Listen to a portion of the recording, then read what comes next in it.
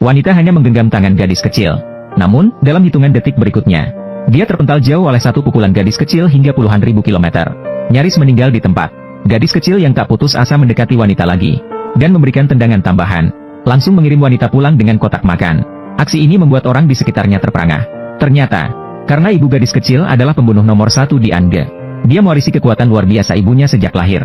Saat dia bersiap-siap melarikan diri dari Angge untuk mencari ayahnya, dia dikelilingi oleh pasukan pengawal. Melihat situasi ini, gadis kecil mengatakan bahwa dia sudah cukup sendiri.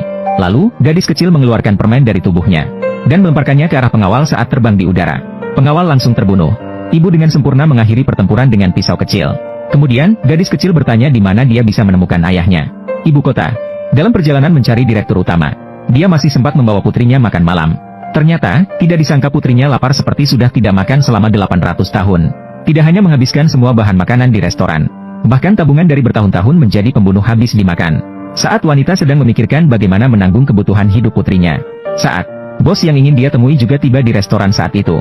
Namun wanita itu tidak mengenali bos tersebut. Bos dari perusahaan terkemuka Shen Nanfeng datang ke restoran. Awalnya dia mencari calon suami palsu untuk menghadapi perjodohan keluarga. Ternyata, tidak disangka dia malah dikecewakan. Saat itu, saingan bisnisnya, keturunan kaya, menemukannya dengan pengawal. Berusaha memanfaatkan jumlah pengawalnya yang lebih banyak. Memaksa dia untuk menandatangani perjanjian pengalihan proyek. Bos mengangkat kontrak dengan gaya. Setelah melihat sebentar, dia berkata, kontrak dari keturunan kaya ini hanya lebih bagus dalam penulisan. Sisanya hanyalah omong kosong belaka.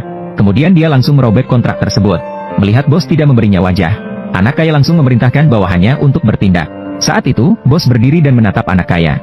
Kemudian, langsung memukul wajah anak kaya dengan satu pukulan. Mengatakan bahwa menyelamatkan orang kecil seperti dia pantas untuk berbicara bisnis dengan dirinya. Anak kaya marah dan memerintahkan bawahannya untuk bertindak setelah dipukul. Sementara gadis kecil di samping melihat kejadian itu. Dia memberi isyarat kepada wanita untuk segera melangkah maju dan menyelamatkan pahlawan. Namun wanita itu malah meminta anak perempuannya untuk tidak ikut campur. Melihat situasi, gadis itu hanya bisa menatap bos dengan penuh penyesalan. Sementara itu, bos juga dikelilingi oleh anak buah anak kaya. Salah satu anak buah langsung mengambil botol minuman di meja, dan melemparkannya ke arah bos. Hasilnya, botol itu malah mengenai gadis kecil yang sedang makan.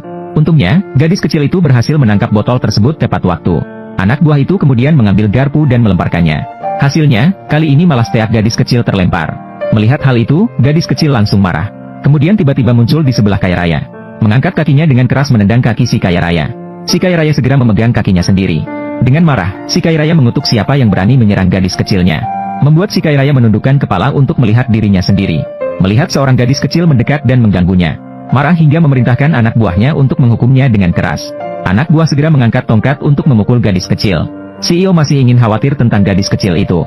Hasilnya, dalam sekejap, gadis kecil itu dengan satu pukulan mengirim anak buahnya terbang 666 meter. Adegan ini seketika membuat si kaya raya dan CEO terperangah. Kemudian gadis kecil itu berbalik dan melihat ibunya. Bertanya apakah sekarang dia boleh memukul si kejam. Bolehkah saya bertindak sekarang? Harus memperhatikan batasannya. Jangan sampai membahayakan nyawa orang.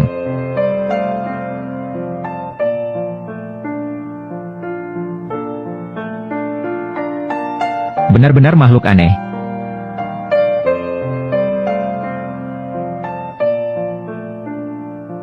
Bagaimana cara kita bertindak?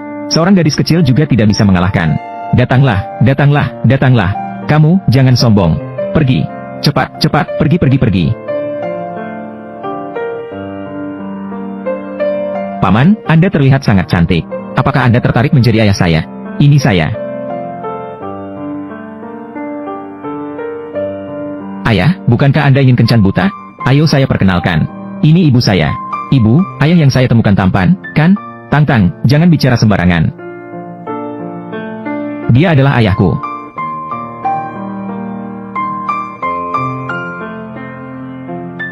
Saya sangat menyukai gadis kecil ini. Kalau begitu kita menikahlah. Apa maksud menikah? Jangan salah paham. Saya menikah denganmu murni untuk menangani perjodohan keluarga. Menangani perjodohan keluarga. Lagi-lagi pria sombong yang merasa benar sendiri. Ibu, lihatlah dia terlihat. Dia terlihat tampan dan kaya. Tidak perlu. Kali ini saya membawa Tantang kembali.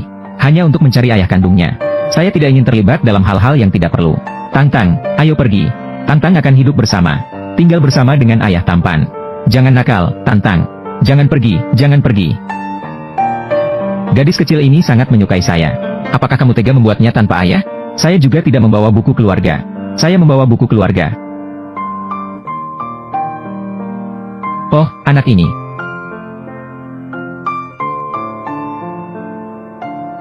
Bos, mengapa kamu belum datang? Malam ini adalah pesta ulang tahun Nyonya Shen.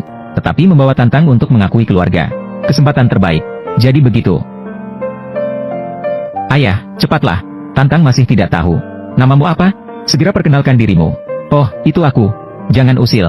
Tantang, apakah kamu masih ingin menemukan ayah kandungmu? Cepat pergi. Jangan pisahkan aku dari ayahku yang tampan.